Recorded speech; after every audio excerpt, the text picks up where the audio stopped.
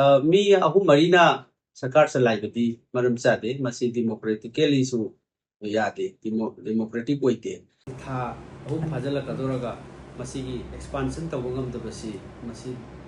sarkar sigi asoiba khradi leire minister only chief minister ka thar only chief mari khatana administration tawbas la kadai boba mayamna chahi ahum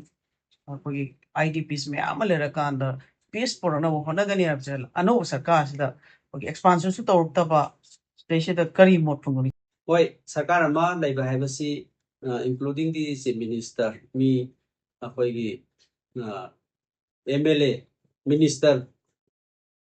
taraga mathoi amaga adagi punna trai thuisina leiba ngakadabu adubu hozik tha February tang kenoda akoi gi or da akoi wasak raga hozik tha ahum phajala kadoraga masigi expansion tawangam dabasi masi sarkar sigi asoiba khradi leire maramaduna masi mi ahum marina sarkar chalaibadi maram chade masi democratically su yade democratic oite then adagi leiriba department myam singsi masi fajana collective work ama sarkar sina parja da deliver tawnanaba parja gi thabak tawnanaba live scheme ngasi mak financial year da masi fan thadokpa ngamdriba department myam singsi fan thadokpa ngamdriba ministry mantri sing leitabe su oiba factor amane aduna maram orakanda sarkar expansion tawba ngamdaba haibasi masi democratic oite adagi parliamentary form of government sida masi akoigi parja singgi mihut singse masi akoigi central government na masi saphondabasi akoigi underestimate tawba makhalamani maramaduna parja singgi development ki tamak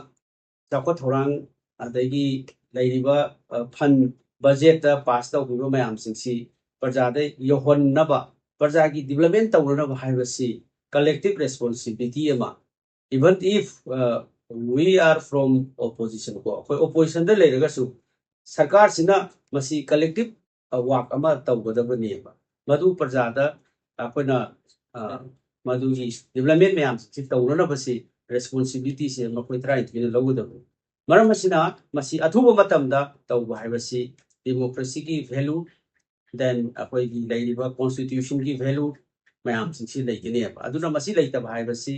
masi democratic oiba wali then asi moi mari amani mari mangana ta loina chalai basi aran boi ki khalo. Thanks for watching.